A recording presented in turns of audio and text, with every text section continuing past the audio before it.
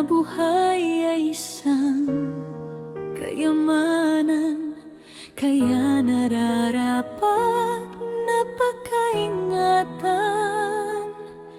Katawan at kayusugan ay alagaan, kaalaman sa pagkain aking pinag-aralan.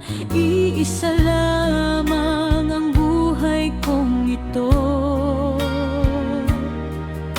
kaya nararapat na pagyamanin ko ang king husay, galing na galento ay pauunlarin at lilinangin para husto. Ang buhay natin ay napakagandang biyaya, kaya nararapat ialay sa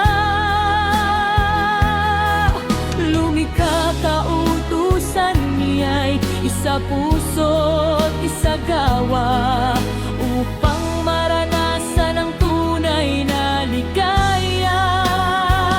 Ang buhay ay regalo niya sa atin, kaya wala tayong karapatang bawiin.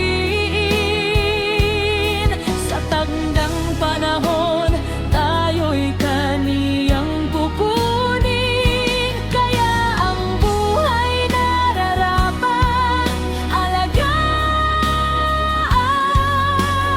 natin. Ang buhay natin ay napakagandang biyaya, kaya nararapat ialay sa